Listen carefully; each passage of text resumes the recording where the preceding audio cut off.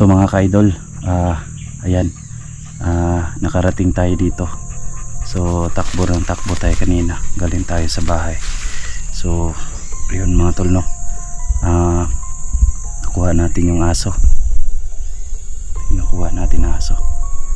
So salamat sa Panginoon kasi nakarating tayo dito. So dadalhin ko tong aso na to papunta sa bahay sa matanda nila Ate Erlinda, kasi nandun din yung mga bata.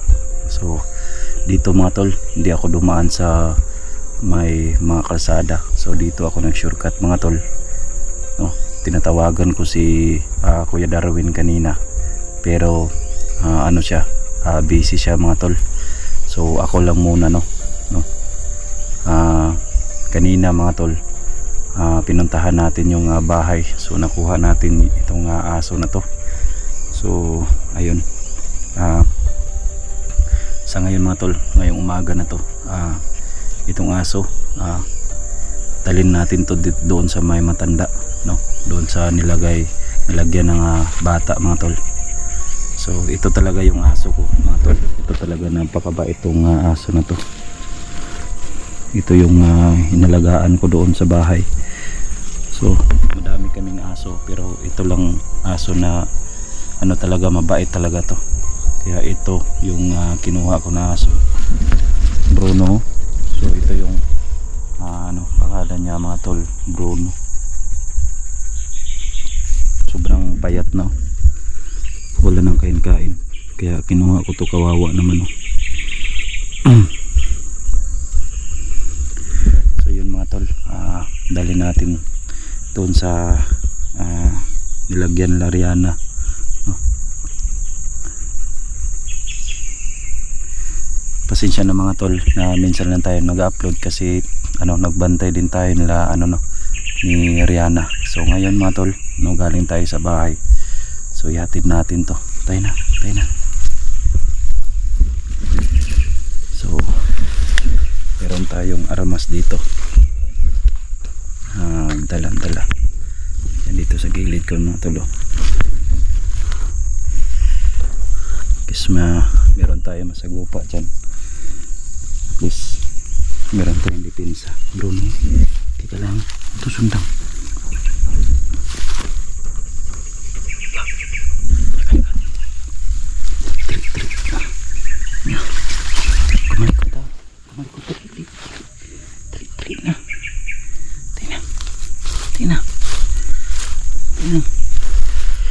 Lakad ka lang, lakad, dali.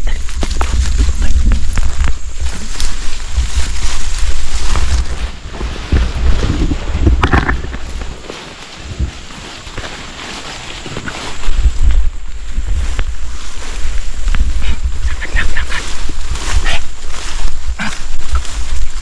maroon talaga itong aso nito. Saan mo ka? Tara. Na. Napakabait yun. Tara. Dito ako dumaan mga tol. Galing tayo sa Lananay, Lariana, na. Dito tayo dumaan kanina. Hindi lang tayo nakabidyo, pero nagmamadali tayo. Yan, sobrang ano na, sobrang payat na yung aso.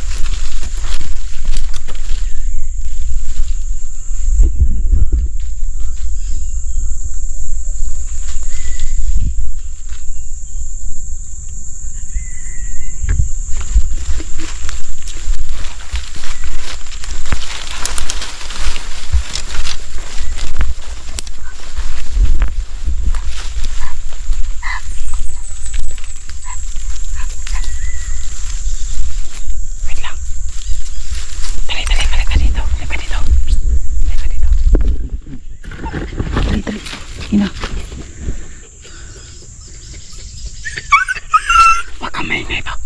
Huwag kang maingay. Halika. Huwag kang maingay, huwag kang maingay. Baka marinig tayo ng kalaban. Huwag kang maingay ha. Huwag kang maingay. Please lang. Huwag kang maingay ha. Huwag kang maingay.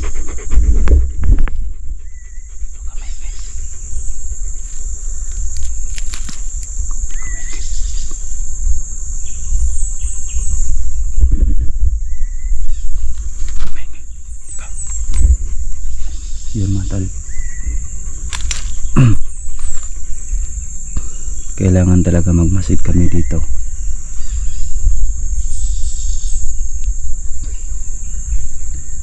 Kailangan talaga magmasid.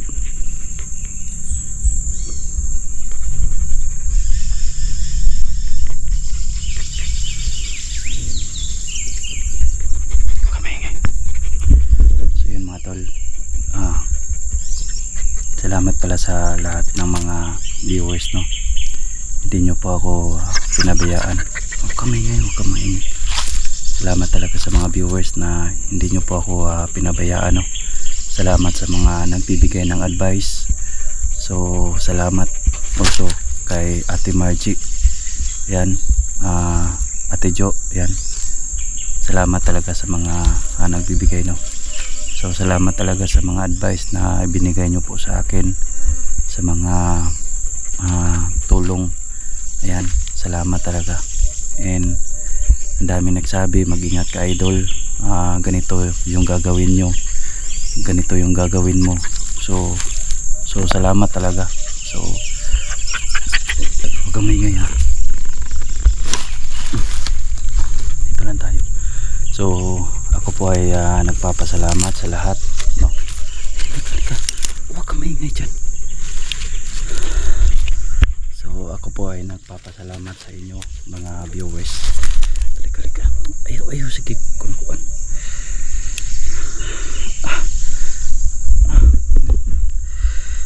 Tulog na. Sobrang likod talaga. So ako po ay nagpapasalamat sa lahat ng mga advice, no, lalong lalo na sa bata na sila Princess, no, at saka si Rihanna.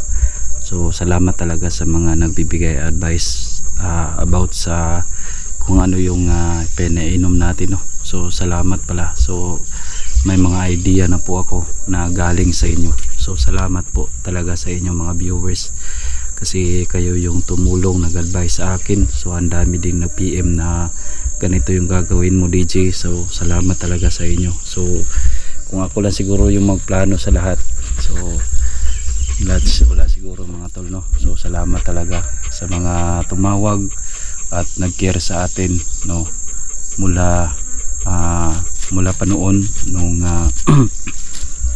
nandun pa tayo sa bahay. So galing tayo Tilagos job 29 sa pagligtas. So tapos nasundan ako sa mga armadong grupo.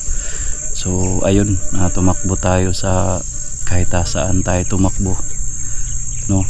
So salamat talaga sa mga nagpray sa atin, no.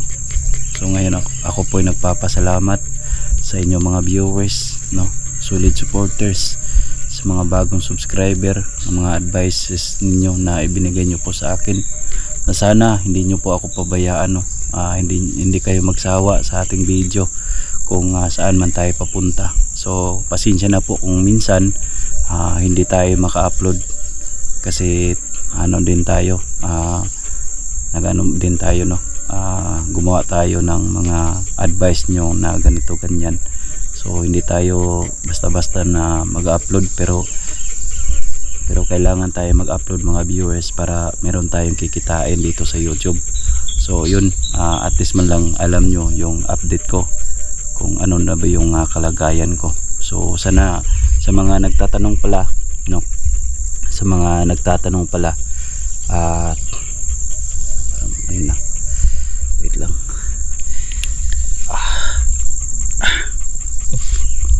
sa mga nagtatanong pala, no, sa mga nagtatanong pala kung saan na ba yung pamilya ko. So hanggang ngayon, no, ilang araw na din na wala po akong contact sa kanila.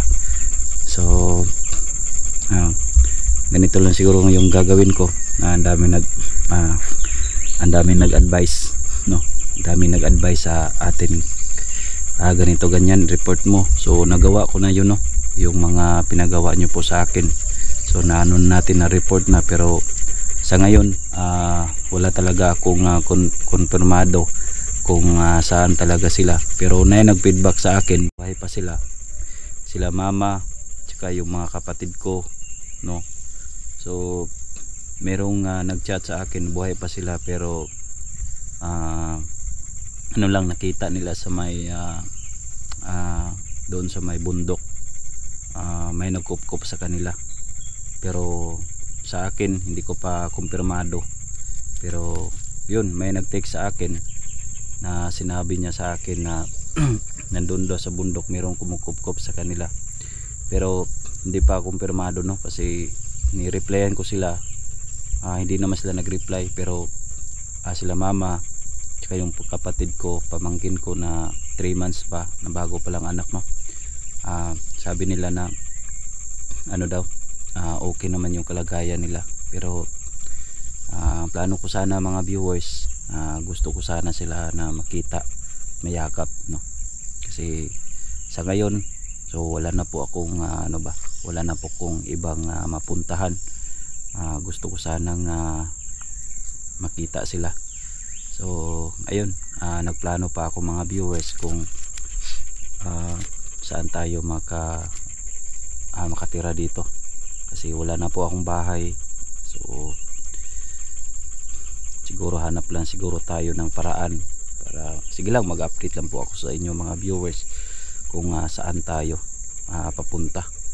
Sa ngayon hindi pa may problema pa kasi ako about nila Princess.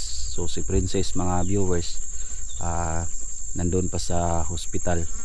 So hinintay ko na makarating siya. So ayan mga viewers, no, ipagdasal nyo na lang po ako na maging okay ang lahat, no, kasi pagkatapos ni Princess, no, gusto natin na ang plano ko talaga na dalhin sa DSWD yung bata.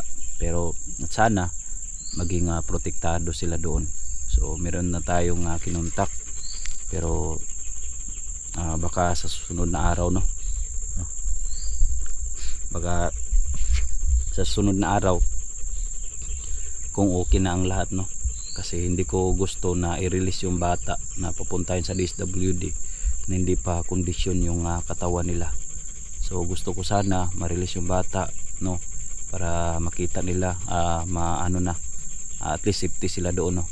So gagawa tayo ng paraan na maprotektahan sila doon. Pero bago ako i-release yung mga bata, ibigay ko sa kanila, no, maging okay na ang lahat, wala nang lagnat. So kondisyon na yung katawan nila, kasi hindi ko kaya sa aking kalooban mga viewers na ibigay ko sa kanila yung bata, lalong lalo na yung sakit nila ngayon, dengue. So nahirapan po tayo. So bago ko release sa kanila, na sana maging okay ang lahat mga viewers, no. So yun, salamat pala sa nagbibigay ng suporta. So thank you talaga sa inyo. So hindi ko kayo maisa-isa, lalong lalo na sa mga viewers na laging nanood sa ating video. O sana hindi kayo mag-skip ng ads, o para makatulong din sa atin. So ako po humingi ng tulong sa inyo. Sana mga video natin ma-share, maikalat natin sa bawat mga friends nyo. I-share niyo itong mga video na to sa mga video ko.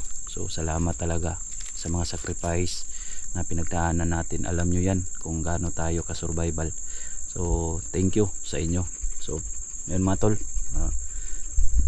dito mga tol, ito yung merong mga dito. So dito tayo dadaan ngayon. Papunta tayo doon sa may tawag nito, yun, sa bahay ni Lola Erlinda at saka ni Kuya Anta. So yun pala, no, yung Erlinda mga viewers, lang yun, nickname lang yun ni nanay. Pero hindi ko sasabihin sa inyo kung ano yung totoong pangalan niya. Tsaka yung Anta mga viewers, nickname lang yun. So sa makatuwid mga tol, hindi yung totoo na pangalan nila. So yun, grabe yung takbo natin doon sa pagkuha natin sa bahay. Meron na tayong alagang aso. Ayan, ang tawag pala nito mga viewers, no, si Bruno. Meron na tayong aso na si Bruno.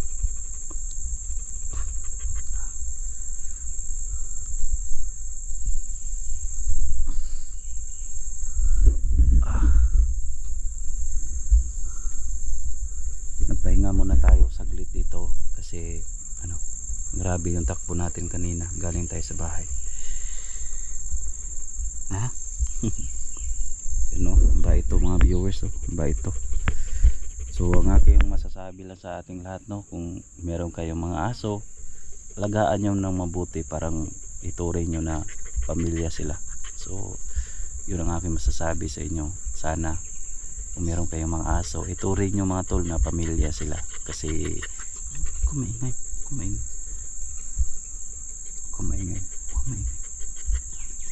turing natin sila mga viewers na isang pamilya, no? Para na din silang pamilya mga tol, no?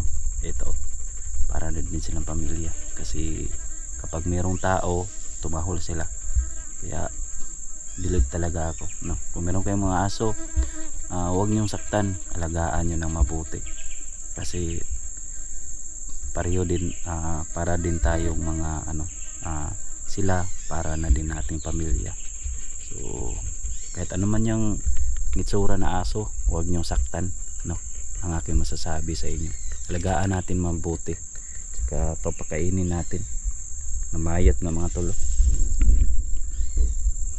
Walang sulod, walang laman yung tiyan.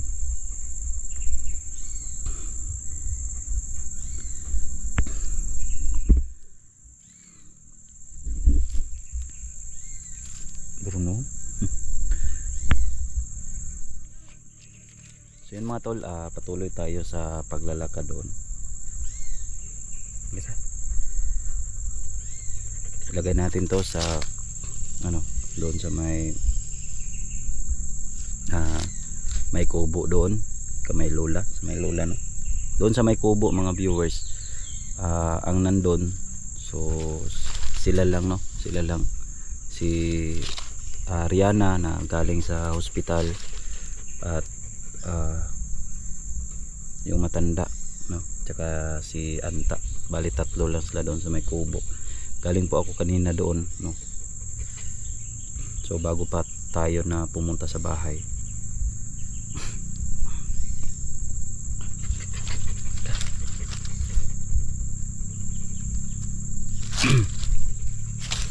so doon muna natin na ilagay, no, itong aso.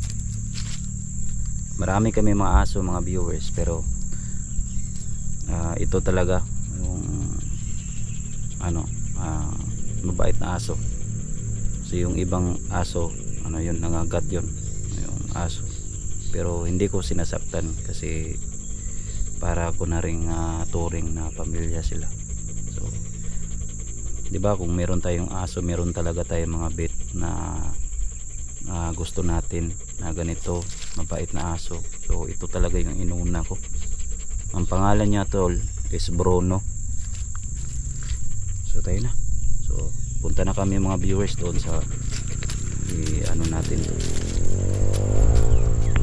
Wala pa tong ligo tol, yung simod.